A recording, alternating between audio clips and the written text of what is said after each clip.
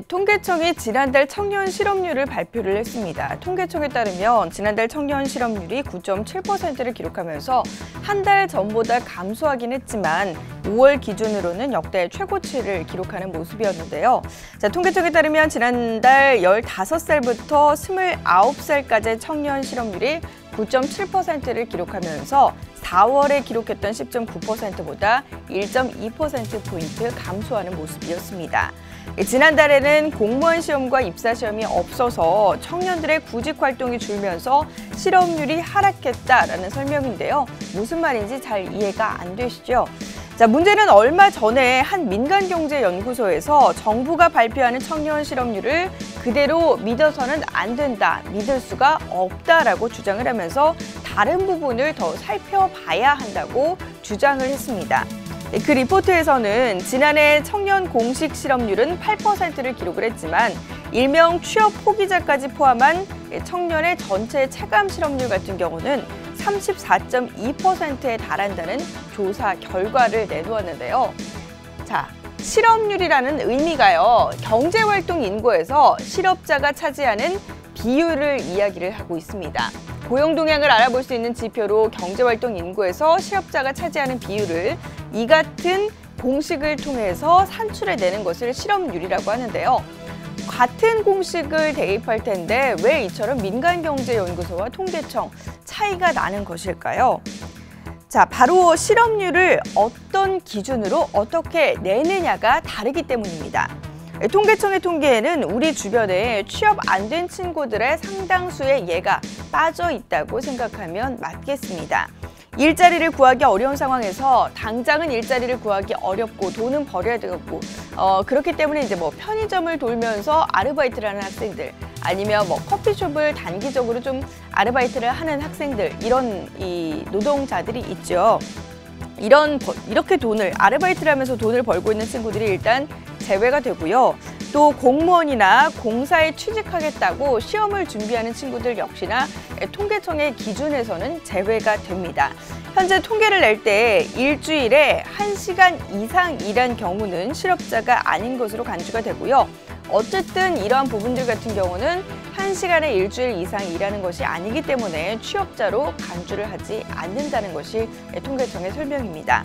또한 법상 현재 공무원 시험 준비한 사람들은 실업자가 아니라요, 비경제활동 인구로 분류가 되는데요.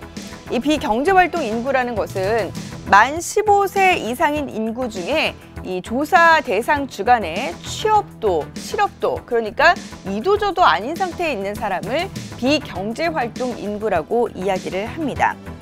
시험을 준비하는 사람들은 시험을 볼 때가 아니고서는 구직활동을 하지 않기 때문에 한마디로 경제 통계를 낼 때는 기본적으로 그 조사 자체에 반영을 하지 않는 것입니다.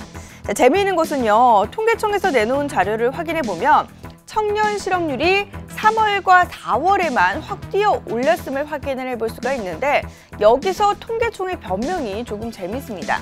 이처럼 2월부터 해서 3월에는 청년 실업률이 상당히 뛰어 올랐음을 확인을 해볼 수가 있죠.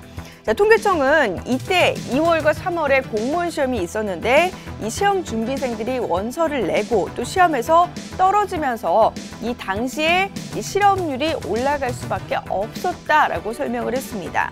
결국에는 이 공무원 시험이 끝나면 다시 떨어진 사람들은 시험 준비를 하러 들어갈 것이기 때문에 4월과 5월에는 실업률이 더욱더 이때보다는 줄어들 것이다.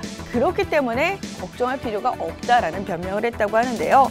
사실 실업률만 숫자가 뛰어 떨어지는 것이지 실제로 청년 실업률이 정말로 줄어들고 정말로 많은 사람들이 취업을 했다라는 것이 통계로 드러내지 않음을 이 이야기를 통해서도 확인을 해볼 수가 있습니다.